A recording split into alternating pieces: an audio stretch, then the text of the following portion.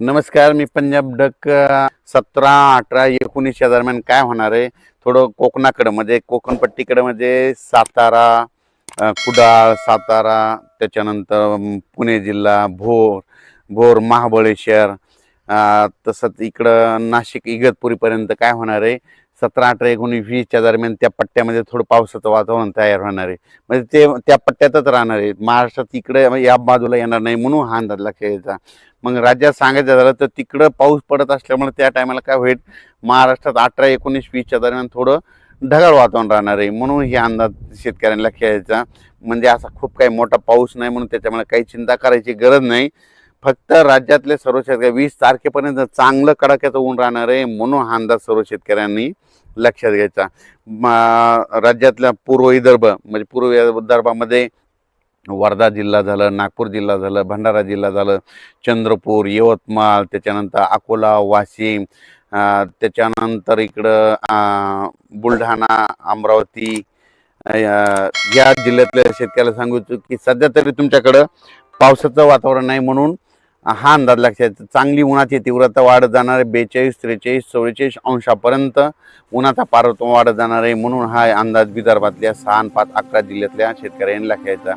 त्याच्यानंतर आपण मराठवाड्याकडे नांदेड जिल्हा झालं, हिंगोली जिल्हा झालं, परभणी जिल्हा झालं, जालना जिल्हा झालं, संभाजीनगर, बीड जिल्हा झालं, धाराशिव जिल्हा, लातूर जिल्हा, ह्या मराठवाड्यातल्या सर्व शेतकऱ्याला सांगू इच्छितो की तुमचा हळद असेल, कांदा असेल काढायला सुरुवात करा. कारण की सध्या तरी पाऊस 20 तारखेपर्यंत कसलं वातावरण नाही, फक्त 18, 19च्या दरम्यान थोडं ढगाळ वातावरण राहणार आहे म्हणून हे तेवढंच अंदाज त्यांनी लक्षात घ्यायचा.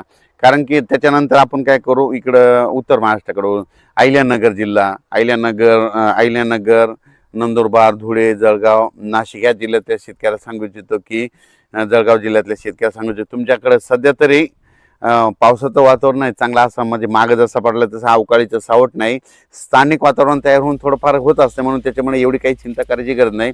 म्हणून उत्तर महाराष्ट्रातल्या शेतकऱ्यांनी कांदे काढायला हरकत नाही, गहू काढायला हरकत नाही. कारण की सध्या तरी पाऊस नाही, मग आता ऊन वाढत जाणार आहे, वारं सुटणार आहे म्हणून हे लक्षात यायचं.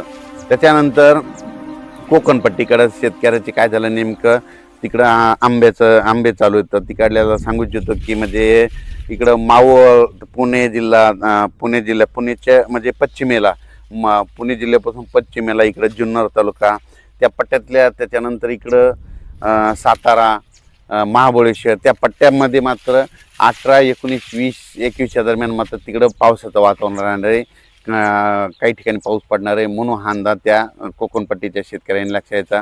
पण ते पाऊस मात्र महाराष्ट्रामध्ये तिकडे इकडल्या भागात पडणार नाही म्हणून हे देखील लक्षात घ्यायचं.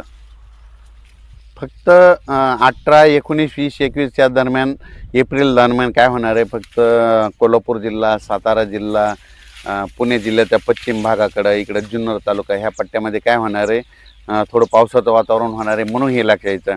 आज देखील तुम्ही बघा 8 एप्रिल